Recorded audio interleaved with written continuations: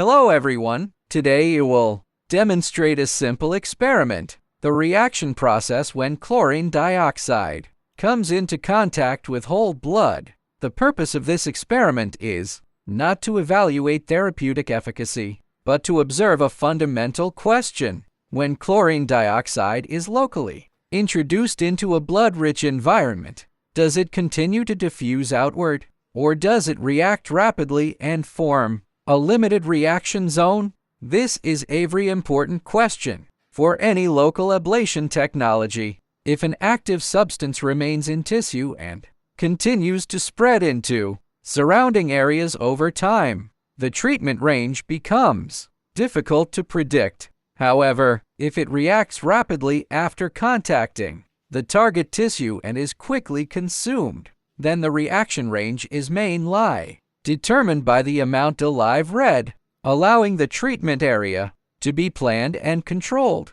In this experiment, 500 grams of liquid porcine blood was used. Because the blood had been refrigerated, it was no longer bright red like fresh blood, but appeared dark red-black. After adding a 20000 ppm chlorine dioxide solution, we observed a clear phenomenon. The original dark red-black blood rapidly changed into a yellow white area. This change mainly involves two processes. The first is oxidation. The color of blood mainly comes from the heme structure within hemoglobin. As a strong oxidizing agent, chlorine dioxide rapidly reacts with blood components and alters these chromophore structures. The second is protein structural change. High concentration chlorine dioxide reacts rapidly in the local area, causing structural changes in proteins and increasing light scattering, which produces the visible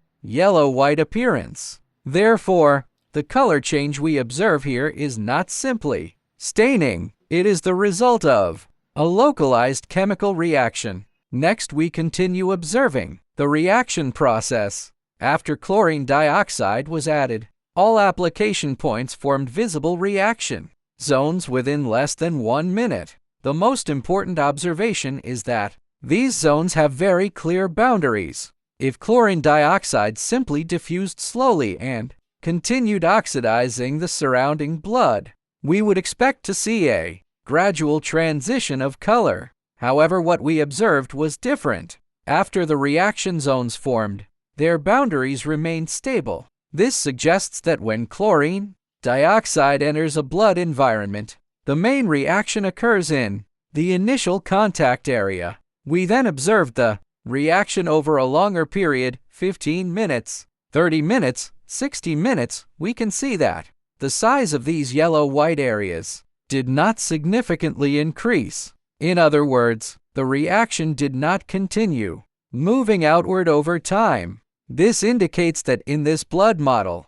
chlorine dioxide shows rapid reaction and clear self-limitation. It is not a process in which the active substance remains present and continuously spreads. Instead, it reacts quickly and is consumed after contact. In this experiment, we also compared different doses. The amounts added were 0.3 milliliters 1 milliliter, 1.5 milliliters 2 milliliters, 3 milliliters and 5 milliliters. The observation showed, as the amount of chlorine dioxide increased, the overall size of the reaction zones also increased. This means that the reaction range was mainly related to the amount applied, rather than the waiting time.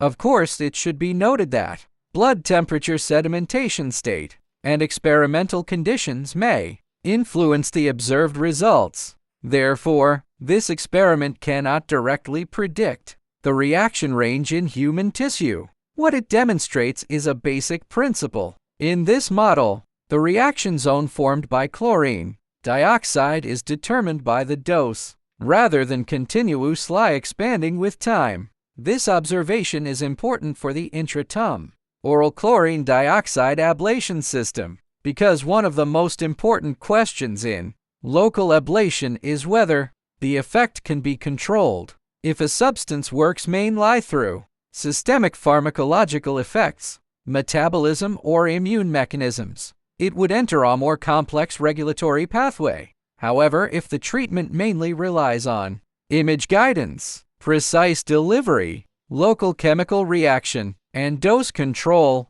then it is closer to allocal, interventional ablation technology. This experiment shows that chlorine dioxide reacts rapidly in a blood environment and forms alamided reaction zone. These observations provide basic data for understanding its local reaction, characteristics, and safety control principles. Of course, porcine blood is not human tissue, and this experiment cannot replace animal studies or clinical research. This experiment answers only one specific question. After chlorine dioxide enters a blood environment, does it continue to diffuse, or does it react rapidly and stop? The result shows it demonstrates rapid reaction and clear self-limiting behavior.